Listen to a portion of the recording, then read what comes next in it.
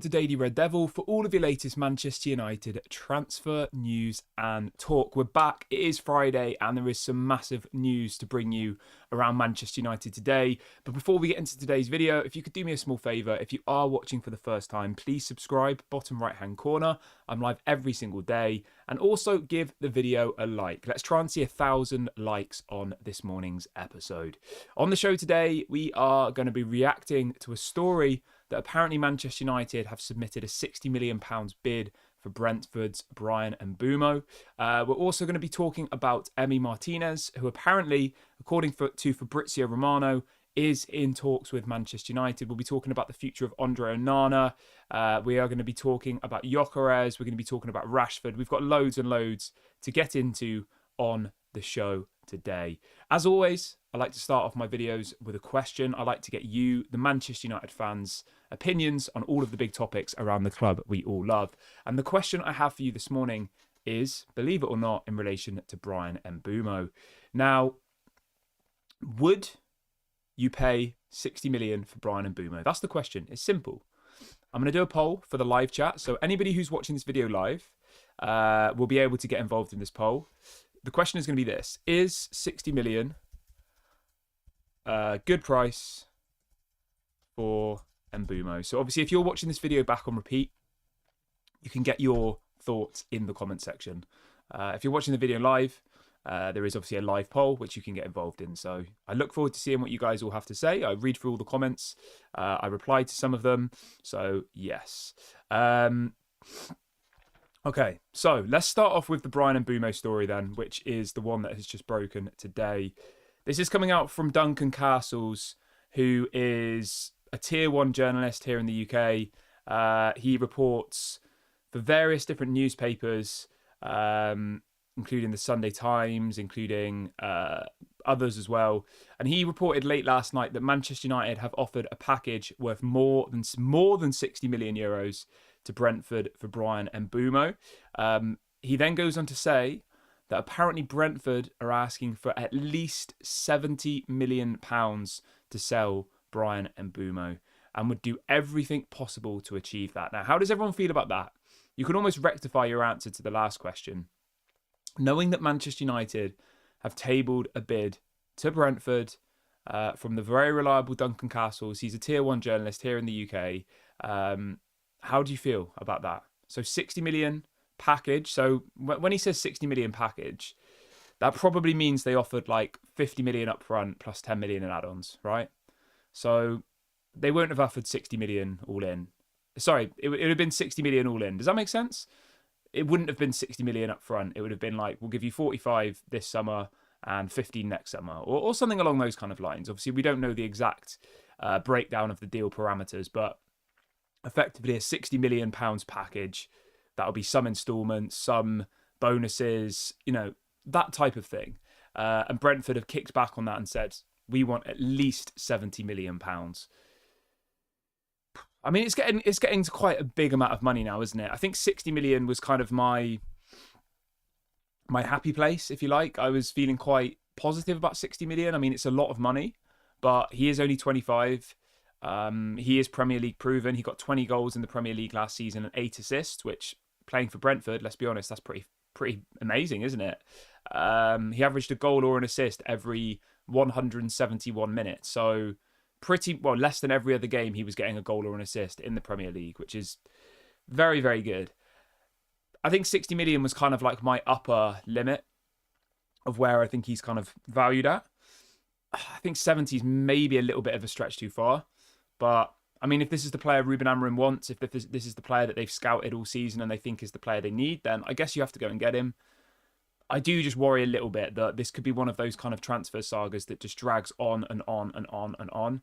And obviously knowing that Tottenham are also interested doesn't really help out our bargaining power. Knowing that there's another club breathing down our neck who also have Champions League football and also have the manager who he worked under. Thomas Frank is obviously now the Tottenham manager, isn't he? So, I don't know. I felt really positive about this deal for quite a long time, and I feel like we were in the driving seat for a long, long time. But what's clear to see from all of these stories that have come out over the last week or so, is that Brentford aren't just going to, bend over and say, give us whatever, we'll take it. They want 70 million.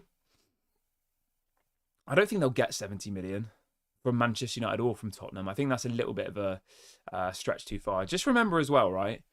I know this isn't really their problem. They only paid, are you ready for this? Brentford paid €6.5 million for Bryan Mbeumo. And that was 6 years ago. And we're now talking about a figure of £70 million, which is what, like 82, 83 million euros. So they're going to make an incredible profit here. Even at £60 million, which is like 70 million euros, we're still talking about 65, 70 million euros profit. So yeah, there's a vast amount of money there. Right, let's have a little look at these super chats. Someone says it's not official. Okay, fair enough. Well, I've just given you the story. Thank you for your super chat. I appreciate that. I've just given you the source. I've told you where it's from. So yeah, I mean, the deal isn't done. It doesn't say the deal is done in the title, or I haven't said that. I'm saying that a bid has gone in, which is relatively obvious. I mean, we've been in talks with them for about 2 weeks. You would have expected a bid to have gone in by now. So there you go. But thank you for your super chat nonetheless. And then Ray says, I feel good. They're trying to rip us off with 70 million. I agree. I think 70 million is too much, personally. I wouldn't do 70 million, I don't think. I don't think we'll pay 70 million.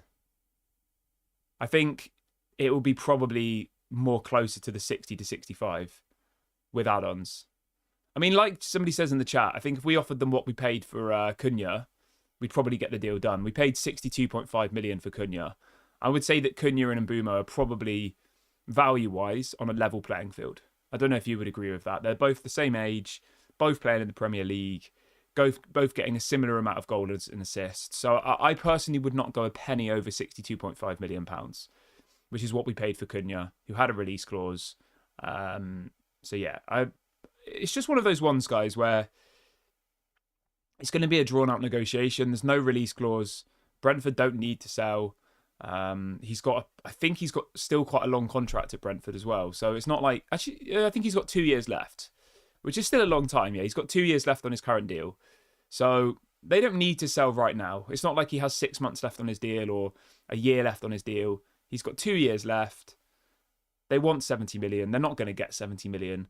The thing is as well that you have to remember, which I think a lot of people tend to forget, right? They hear 70 million and they're like, oh my God, what the hell? It's a rip-off. But remember that Manchester United won't be giving them 70 million up front. They'll be offering like it in installments over like a 5 or 6 year period. So 60 million, including add-ons, over a 5-year period, could mean that Brentford only get 10 million max this summer.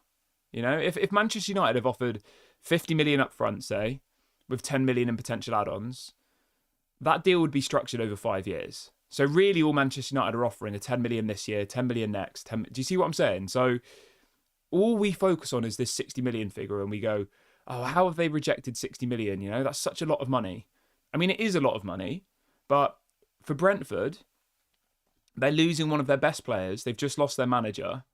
And realistically, they're only going to get a small portion of that because there's no way on earth Manchester United will be paying them all of that money in one go. It will be done in installments over a long period of time. So we have to remember that. And we have to be aware that it's not going to be done in one go. It'll be spread out over a longer period.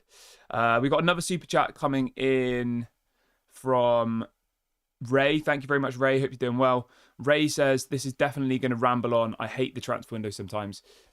Yeah, I hear you, man. I hear you. Like, it is frustrating when there's a player that we really, really want and it just seems to drag on and on and on and on.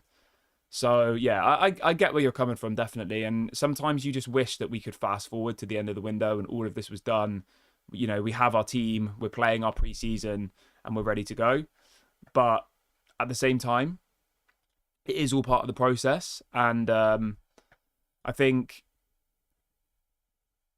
the most important thing that we can take away from here is that we need to see a better transfer window than previous years. And as a fan base, we shouldn't be feeling how Ray in the comment section is feeling, where we hate the transfer window. Liverpool have come along, and in the first 2 or 3 weeks of the window, have signed Jeremy Frimpong, who's a player we've been linked to for God knows how many years, and a player I would have took at Manchester United. They've broken the transfer record for Florian Wirtz. They're now in talks with Alexander Isak. And I think they've signed someone else. The point I'm making is Manchester United always operate badly in the window, okay? It's not normal. Look at how many players Man City have signed already as well. So I don't think it's the transfer window as a whole. I think it's just how we operate as a business. That's the bit that I think is in question. And that's the bit that needs sorting. And that's the bit that we hoped would have been resolved with, the introduction of Omar Barada and Jason Wilcox and all of these people. But so far, I haven't seen much of an improvement, realistically. I don't know how you feel about that, but it kind of just feels the same as it was before. It's slow. They wait until shirts are getting released to sign players. They wait until the end of the window because they don't want to pay the wages. The players don't end up going on the preseason tour. Like, obviously, Cunha's going to go on the preseason tour. But other than Cunha, do we think that Bryan Mbeumo is going to be on that plane to America? I'm not sure. It's looking unlikely, I would say. Not because we won't sign him, but because we're going to make this transfer drawn out. Drawn out. We go on tour, I think, relatively soon, don't we? We go on tour on the 19th of July. That's our first game. So we'll probably fly out at least a few days before that. 19th of July is it's 4 weeks tomorrow, our first game of pre-season. And I'm sure we'll fly out to America maybe 2 or 3 days before that. So, yeah, literally 3 weeks from now, we'll be flying out to America for our first pre-season game. So, yeah. I don't know. Where do we go from here? Do we keep bidding? Do we walk away? Like, what would you do if you were Omar Barada and Jason Wilcox? Would you continue trying to get Bryan Mbeumo, or would you look around and say, you know what? We've offered 60 million. That's a good price. What would you do? I mean, realistically, it is still early on in the window. I still think a deal is going to get done. I think at the moment what's really happening is they're just negotiating the finite details. So like I said, it'll be how much money they pay up front, how many installments it's going to be, what the bonuses are on the deal, what are the add-ons. Like, it'll be all these types of things. So I still am confident that it's going to happen. I just think that it's going to take a while. Quite a few people in the chat are saying that they'd walk away at 70 million. Yeah, I forgot that Liverpool are about to sign Milos Kerkez as well, yeah. It's crazy. Liverpool are going mad in this window. They've just won the Premier League and they've just signed Milos Kerkez, Frimpong and Florian Wirtz and are in talks with Isak. And we've signed one player who had a release clause from a team that were down the bottom of the league. Mad. Okay. But yeah, you can let me know your thoughts on that one it's in Sweden, is it? I thought it was in America. All right, my mistake. The Leeds game is apparently in Sweden. Okay, anyway, so the Leeds game in Sweden on the 19th of July. So they'll fly out probably a day or two before that. It's in 3 or 4 weeks regardless. So pre-season starts in 3 or 4 weeks. And we want the players on that tour. If we're to have any chance of hitting the ground running when we play Arsenal in that first game of the season, we need to have all of our players on that pre-season tour. Would you agree with that, guys? Like, I think that's fair to say. Like, that has to happen. Otherwise, it's going to be difficult. Right. Let's move on from there, though. And let's jump on over to the latest on Onana and Fabrizio. Onana and Fabrizio? Onana and Emi Martinez. So this story's coming out from Fabrizio. Fabrizio's reporting this morning that apparently Saudi clubs are interested in Andre Onana, but there's no official proposals yet. He says this story could develop later this summer. The club is monitoring the goalkeeper situation in case Onana's future changes. Okay. He also has confirmed that apparently Emi Martinez is keen to join Manchester United. He says Manchester United have received positive feedback from Martinez as a goalkeeper option if Onana leaves, with initial contacts already having been made. So, yeah, Manchester United have been in contact with Martinez. Their agent has obviously spoken to the club. He wants to join Manchester United. But obviously we need to move on Andre Onana first, which is going to be difficult, I think. With realistically, the only destination for Andre Onana is Saudi. Maybe that happens. I mean, I would do that. If we could sell Onana to Saudi and bring in Martinez, I would do that. I'm not sure that Martinez would be my number one option, but if someone said to me you could swap Martinez for Onana, I would do that in a heartbeat. So, yeah, that would be my take on that. Fabrizio does, however, say that Manchester United are not desperate to sell Andre Onana and is still part of the project approved by Ruben Amorim. I mean, really?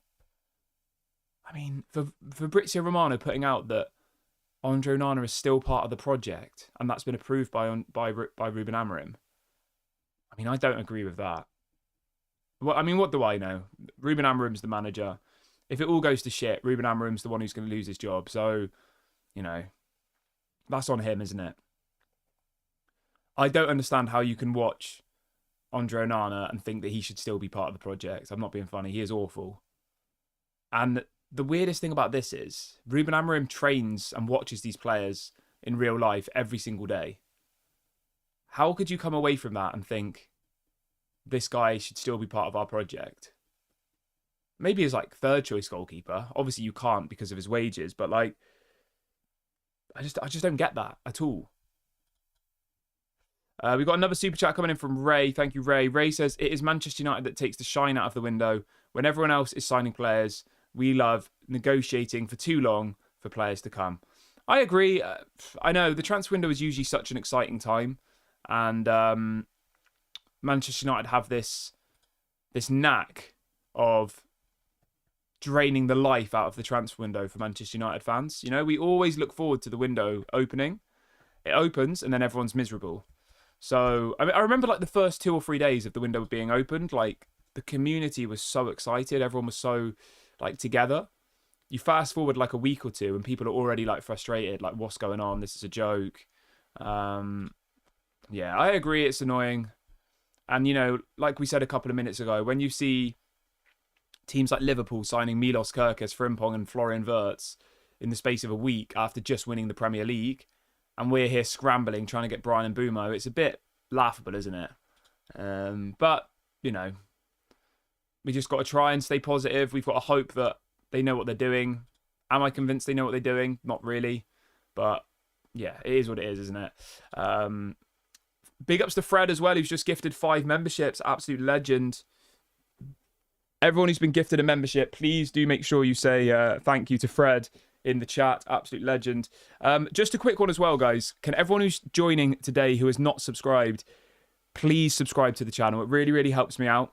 We're on the road to 43,000 subscribers. We're really, really close now. So please go and subscribe right now if you haven't already. I'll be putting a link into the chat to do that, and there'll also be a button somewhere on your screen that says subscribe. It doesn't cost any money, it's completely free, so please go and do that if you haven't already. I'd really, really appreciate that. Okay, so yeah, Emi Martinez in talks with Manchester United as per Fabrizio Romano. The only likely destination for Onana is Saudi. Give me your thoughts on that in the comment section below. We are going to now move on to Hugo Ekitike, because there is some big news again from Fabrizio in relation to Hugo Ekitike. So Fabrizio was reporting this morning that apparently English clubs, including Manchester United, feel that a bid of around 80 million euros would be enough to get Hugo Ekitike. Now, how does everyone feel about that? We're going to do a poll. Let's do this. So we're going to do this. Should United sign Hugo Ekitike for 80 million euros? So anybody just joining, Fabrizio is reporting this morning that apparently Frankfurt would be willing to accept 80 million euros for Hugo Ekitike. Let's do a little conversion. That in pounds is 68 million pounds, which is about the same as what we paid for Rasmus Højlund. I mean, it's a lot better than 100 million euros, isn't it? If we can't get Gyökeres or Osimhen, I'd be happy with Hugo Ekitike for 68 million pounds. You know, if it's like including add-ons, spread over a 5-year period, I would be fine with that. It's a big risk. You know, it might work, it might not work, but we don't really have any other options. And we desperately need a striker. That's fair to say, right? We are literally crying out for a striker right now. We're in desperate need for a striker. Is Hugo Ekitike the one? I'm not sure. I would much rather Gyökeres or Osimhen, but if those two players aren't available, then what do we do? You know, where do we go? So let's look at this more as we can't get Gyökeres, we can't get Osimhen. Would you then sign Hugo Ekitike? Let's look at it more like that. Because I know every single person watching this video is going to say, I want Gyökeres or Osimhen. You know, there's not going to be anybody sat there today saying, I would like Hugo Ekitike. I mean, there might be one person, there might be two people, but I think generally, most of you who are watching this video today are going to say, I want Osimhen, I want Gyökeres. Some of you might even say, I want Jonathan David. I don't think there's going to be many of you who are sat here saying, I want Hugo Ekitike. That's the player I want. You know, that's the player I've dreamt of. Yeah, I just don't think that's very realistic. I mean, I might be wrong. Maybe there are some people here who think that, but yeah, I just don't see it personally. I mean, at the moment, 71% of people watching the video say they don't want Hugo Ekitike. That's quite crazy, to be honest. I thought it would be a little bit more level than that. So, are you guys saying that if we can't get Gyökeres or Osimhen, you don't want Hugo Ekitike? You'd rather not sign a striker? I mean, maybe. Maybe Xerxes, Højlund, Chido Obi. Maybe that's enough. Remember, Cunha and Mbeumo can play as number 9s as well. I mean, I think, to be honest, it all depends on what our goals are for the season. I'm not convinced that... you know, I'm not convinced that Hugo Ekitike is like the player that's going to win us a league title, realistically. A Gyökeres or an Osimhen are good enough to be in a title-winning side. I'm not saying we're going to win the title, by the way. I'm just saying that, you know, if Gyökeres goes to Arsenal, they'll be title contenders. If Osimhen goes to Arsenal, they'll be title contenders. Do you see what I'm saying? Whereas if Hugo Ekitike goes to Arsenal, I don't think people are going to be sat here saying they're going to win the league 100%. Maybe they do, but I don't think so personally. So, yeah, I get why people are a little bit concerned about this, because you're going from a potentially world-class striker in Gyökeres or Osimhen to another prospect. He's another Rasmus Højlund. He's better than Rasmus Højlund, but he is still a project. He's someone who may become good or may not become good, you know? So, yeah, I'm interested to see what you guys have to think about all of that. People saying get Vlahovic. I'm not convinced about Vlahovic, mate. He's on 350k a week at Juventus. So, yeah, I personally wouldn't get Vlahovic. But obviously, you're entitled to your opinion. I think his wages are far too much. £350,000 a week for Vlahovic. I'm not convinced that that would be a good value for money. But maybe I'm wrong. I think the reason why they're so attached to this Hugo Ekitike deal is... it's even though the transfer fee is big, in relation to wages, it would fit within the wage bill that they're trying to build. Because at the moment, Hugo Ekitike at Frankfurt is only on about 50,000 a week, pounds. So if he came to Manchester United, right, and you said, we'll give you 150 grand a week, so you'd be tripling his salary. That's still 200 grand less than what Vlahovic is earning per week. That's still 200 grand less than what Osimhen wants per week. Do you see what I'm saying? So I can see why they want to bring in Hugo Ekitike, because even though the transfer fee would be high, if you look at the wages over like a 5-year period, right? So in this instance, if we look at Hugo Ekitike's wages over a 5-year period, right? He would earn, let me do the maths for you really, really quickly.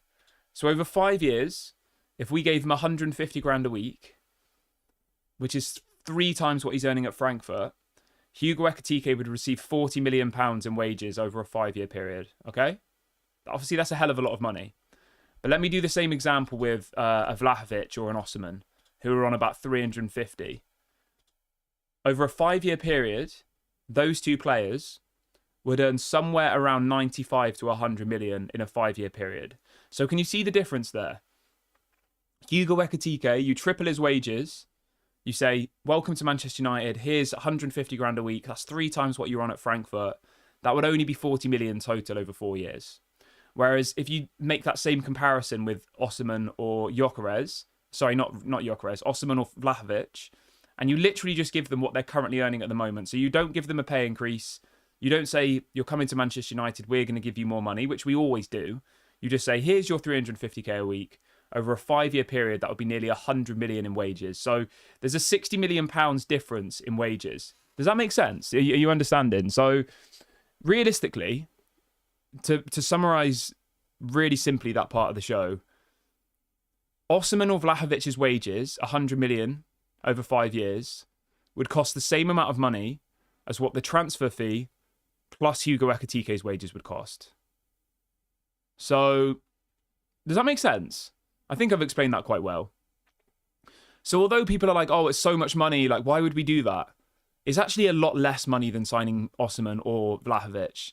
Because with both of those two players, you've got to pay a transfer fee, 60, 70 million, and you'd have to pay around 100 million in wages. So that deal would be worth around 170 million pounds, wages and transfer fee included.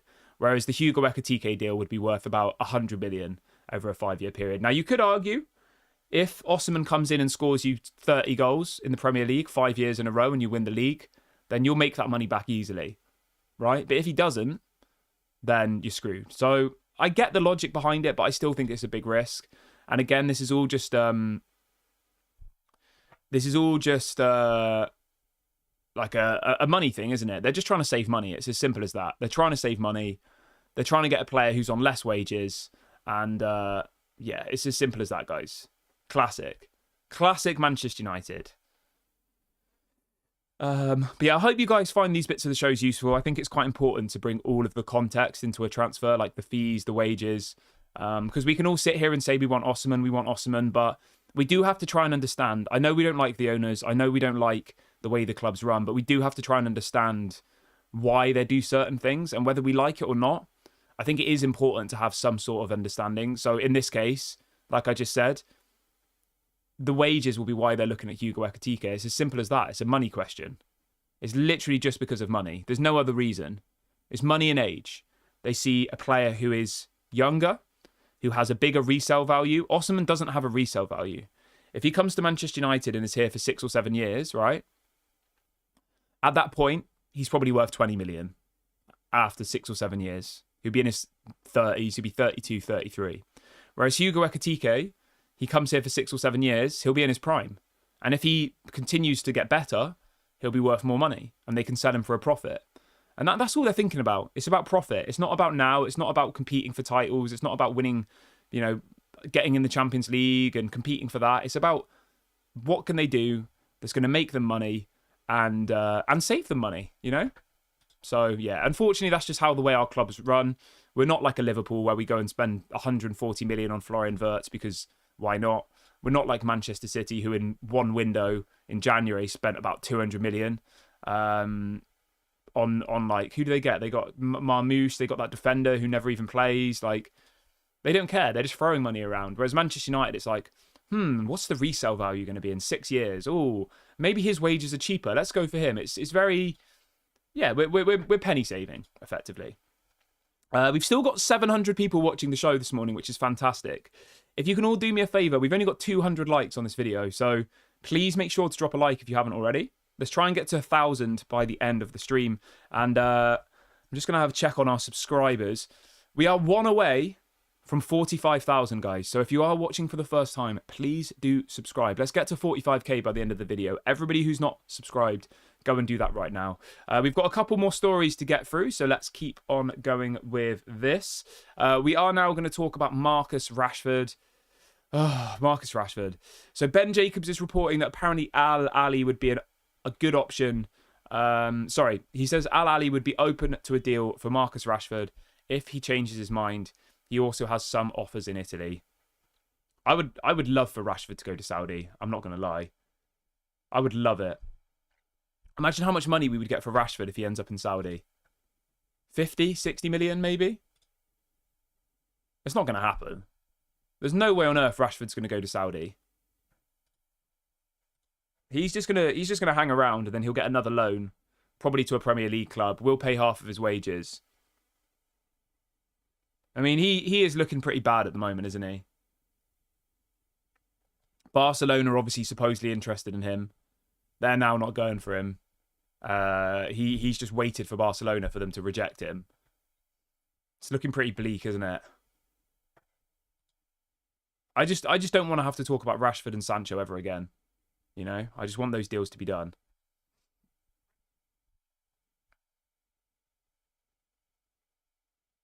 Greg says, didn't you say in a previous video that United were trying to sign younger players? Yeah, that's exactly what I said. That's why they want Hugo Ekitike. They want to bring in younger players who have a resale value.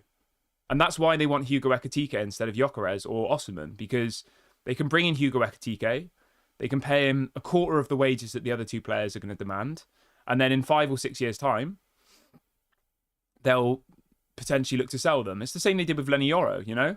They knew that Real Madrid were interested. They brought him in. And, yeah, it's simple, you know? They're bringing in players who in the future, they will look to resell. They'll look to capitalise and they'll look to make money. Classic Manchester United. But, yeah. Let's see if there's anything else we have for the show today. I think that's everything, you know, people. Been an amazing stream today, guys. Lots of really big talking points. I am going to wrap the video up here.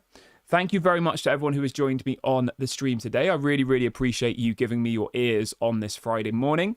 If you could do me a small favour before you leave, make sure to drop a like. Doesn't cost you any money and it helps me out. And if you're not subscribed, please do subscribe as well. I will be back live tomorrow morning. Obviously, if anything breaks between then and now, I will go live as always. Have a great day, everybody. If you're in the UK, make sure you stay hydrated. It is absolutely boiling here. It's like 33 degrees. And I will speak to you all tomorrow. Have a great day, everybody. And yeah, speak to you all later. Bye for now.